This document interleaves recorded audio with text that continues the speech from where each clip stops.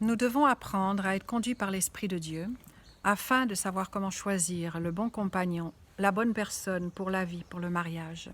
La Bible dit dans Proverbe 20, 27, « L'esprit de l'homme est une lampe que l'Éternel a donnée et qui sonde les profondeurs de l'être. » Pourquoi nous devons connaître les profondeurs de l'être? C'est parce que le Saint-Esprit nous parle à notre esprit.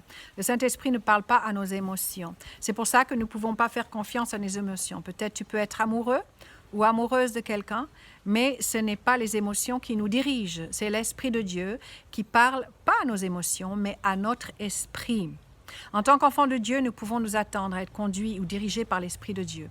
Il faut chercher Dieu, il faut chercher sa face. Il faut apprendre à être dirigé dans ton cœur.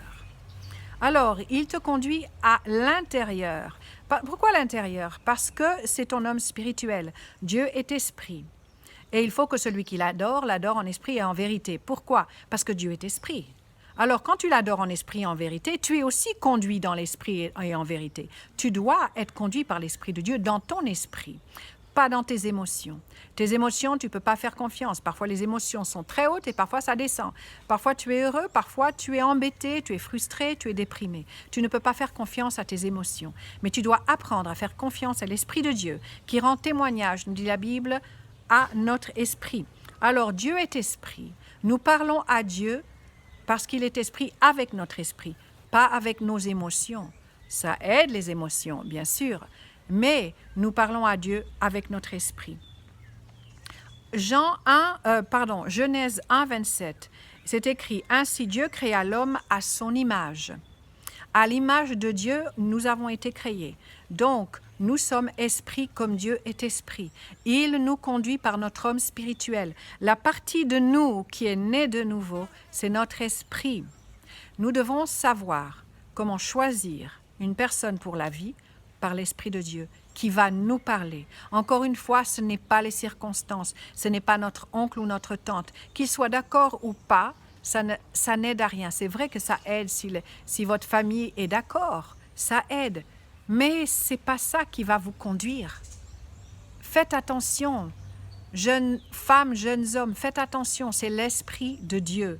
Alors, dans 1 Thessaloniciens 5, ça parle que Dieu, au verset 23, que Dieu lui-même, le Dieu de la paix, vous sanctifie de part en part. Que tout ton être, c'est-à-dire ton esprit, ton âme et ton corps soient tenus irréprochables lors de la venue, de l'avènement de notre Seigneur Jésus-Christ. Ça veut dire que voilà, nous sommes en 3 parties. Nous sommes un être, esprit d'abord.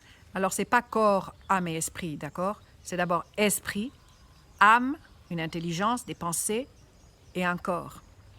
Nous devons apprendre à nourrir notre homme spirituel, à renouveler notre âme ou sauver notre âme et à présenter notre corps comme un sacrifice agréable, saint et bon. Alors, je vais vous dire une chose.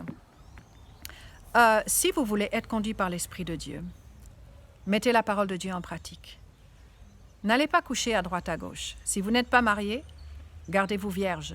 La Bible parle de vierge en tant qu'homme aussi. Dans Apocalypse, il y a un passage qui parle des hommes vierges. Donc, c'est tout à fait biblique. Un homme vierge, si la fille doit être vierge, l'homme doit être vierge aussi.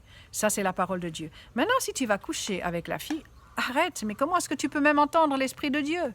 Déjà, tu es, on va dire, attaché avec ton âme et tes émotions et ton corps. Tu peux pas, tu vas être dans la confusion. C'est ça le problème. C'est ça qu'il y a trop de jeunes qui couchent à droite à gauche parce qu'ils pensent que voilà, je ne peux pas résister. Oui, tu peux résister. Tu n'as qu'à faire de l'Éternel tes délices. Si tu penses au Seigneur, si le Seigneur est vraiment en toi, tu ne pourras pas faire ça.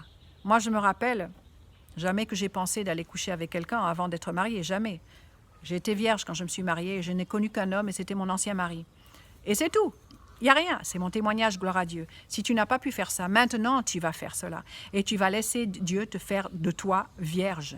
Parce que c'est aussi ton âme qui est affectée. Ce n'est pas seulement ton corps, mais c'est ton âme qui est affectée. Si tu veux être conduit par l'Esprit de Dieu, garde-toi pour le Seigneur.